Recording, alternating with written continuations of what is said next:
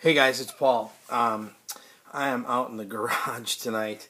It is probably, I think it's about midnight, 12:15, whatever. It's raining. It's ass off here in San Diego. And I'm exiled to my woodshed. So I got to thinking about chromatics tonight, chromatic harmonicas, and I just wanted to do a quick hit on chromatics, chromatic harmonicas, and I love them. I've been really kind of jamming on them a lot, and I thought it would be kind of cool to do something. So, chromatic harmonicas are different than diatonic harmonicas in the way that you have all of the semitones. You have all the half steps. So you can play a scale, not just with the whole tones of the scale, like on a diatonic. You've got that. The chromatic, same thing in the middle. I'm starting on the 5 blow on a chromatic, and I'll explain why in just a second. But you've also got this. So you have all of those half steps between the notes. So you have all of that to work with. Of course, because you have that, what that means is that you can start, if you understand, which we really haven't talked about modes or any of that kind of stuff, but if you understand how scales and all those kinds of things are built, you can start on any note on this harmonica, actually, and just by knowing the whole step, half step pattern kind of thing, and knowing that this button here, when to use this button, you can play any scale that you want on one harmonica, on the C harmonica, on the harmonica, on the chromatic. So the cool thing is that with a chromatic, obviously you have a button. This button raises the notes a half step. So if I have the tonic, which is C, this is the 5 blow. So I've just gone from C to C sharp.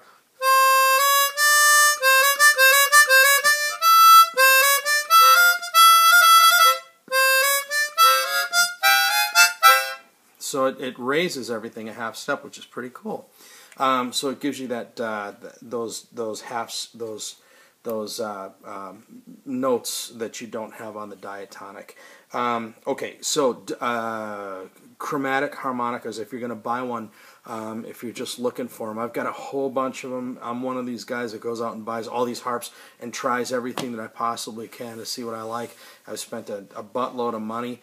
Thank you, Rock and Ron. This guy is amazing. Rock and Ron's Music for Less. If you haven't checked this guy out, he's got everything that you need, and he keeps it in stock, which is really cool. And he's a great guy, and he takes care of his customers. So anyway, enough of the plug. I love you, Ron, but I'm going to get back to this so I don't bore the heck out of people with my yakking for too long.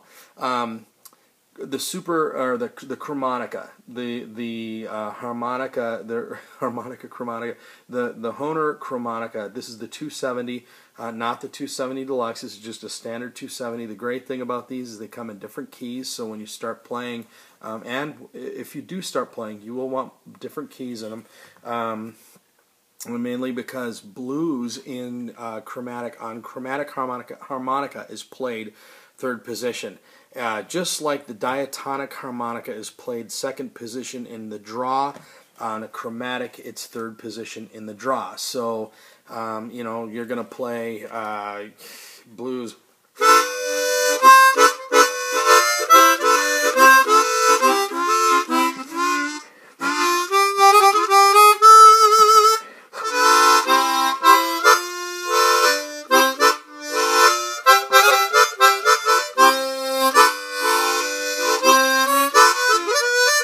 All that kind of stuff. So that's mostly in the draw position. So it's third position, but it's draw. So, and if you want to know what third position is, when you listen to a band, if the band is playing in, so let's say the band is playing in A, then it's a whole step below that key. So if third position below A, if the band is in A and you want to know what third position is, it's a whole step below that key. So A, a whole step below A is G. So G would be third position for you know, that you would need to play with that band.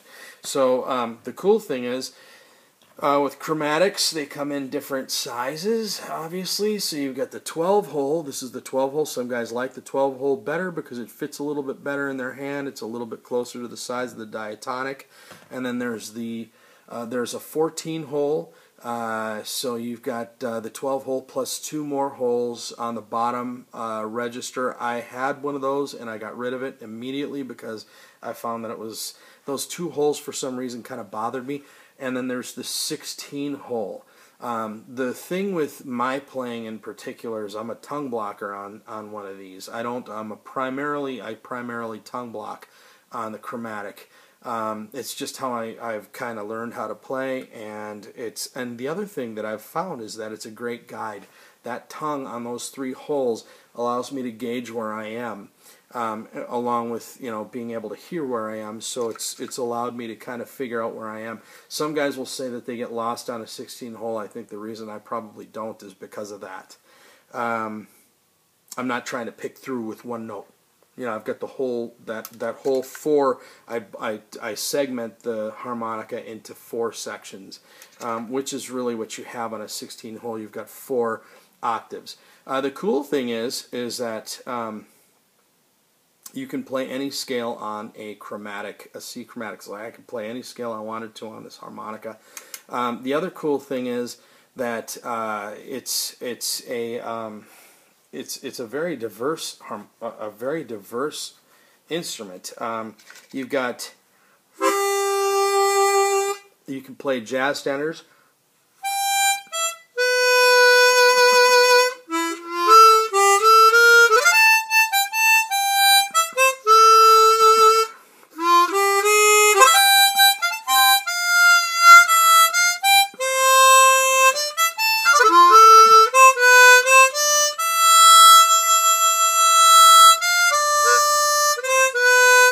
So, Misty by Errol Garner with a whole bunch of clams. I'm sorry, I'm rushing because I don't want to go over time. I've been making some pretty long videos and I tend to yap, so I'm really trying to kind of keep this short. But you get the point. 16. I hope you get the point anyway. That's an assumption. Anyway, the 16-hole. The one thing about chromatics, there's a couple things about chromatics if you're thinking about buying one. They are a little fussy. You have to kind of figure out how to adjust them a little bit. Every once in a while they'll need that. It's no big deal. You just take very, very slight turns on the screws. You can open them up and do things to them. This particular one has 64 reeds in it. When you play chromatic, it's important to try and learn how to play dry. This particular harmonica has a silver-plated. A lot of the higher end ones will have silver-plated mouthpieces because it's said to promote saliva flow, which is something that you want for lubrication on the outside, but you don't want that necessarily going inside the holes.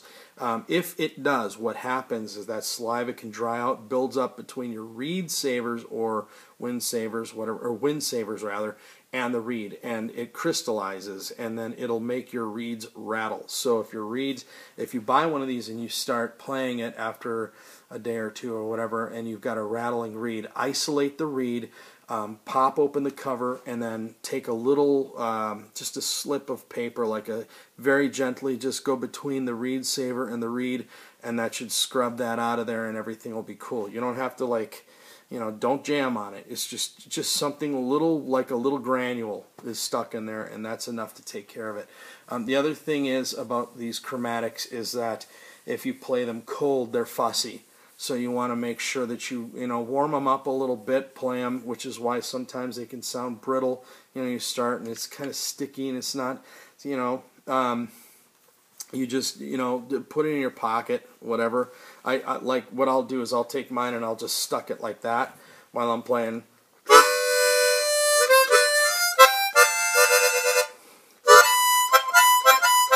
When I'm playing one, I'll have the other one kind of jammed someplace, whatever, I'm not going to go there. Anyway, the 12 holes tend to come in more keys than the 16 holes. The 16 hole is typically only reserved for the key of C. The cool thing about the key of C 16 hole is that it is pretty much you can pretty much play any scale in any key on that particular harp. So the 12 hole are great. I don't know I don't know how true this is, but from what I understand, William Clark was a guy that played these chromaticas. I think a lot of them did. A lot of those guys did. If you're getting into chromatic, some people to listen to: William Clark, definitely for one. George Harmonica Smith, definitely. Rod Piazza from the West Coast here. There's a guy that I actually know out here on the West Coast. Unfortunately, this guy should be very famous. I don't know why he's not, but his name is Billy Watson, and he regularly plays with a guy named Junior Watson, who is just an amazing guitar player. Has played with everybody, including William Clark and all the bigs. But Billy is an amazing guy. Look up his music. And you know, just get into it. There's some great classical stuff on YouTube, and the jazz standard stuff. Just the most important thing is really just kind of start out with the scale.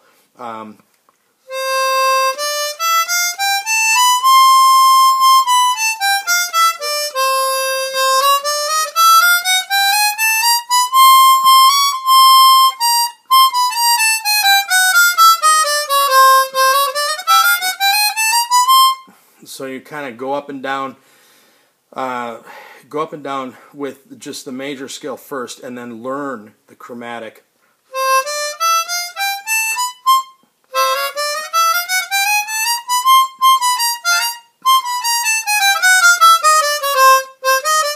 You know, you get the...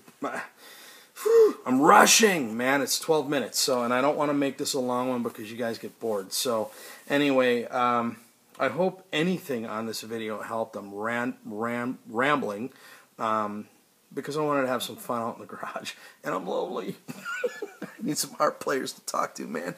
Anyway, have fun with it, guys, and you know, if there's any, of course, if there's any questions or if there's anything that I can ever do to help anybody else that's playing, I will do it. I've had plenty of guys help me, which has been really awesome. We are a community, and that includes our vendors, the people who take care of us and have the things that we buy. So, you know, harp players are a special breed. So take care, guys. Have a good one, and we'll see you. Bye.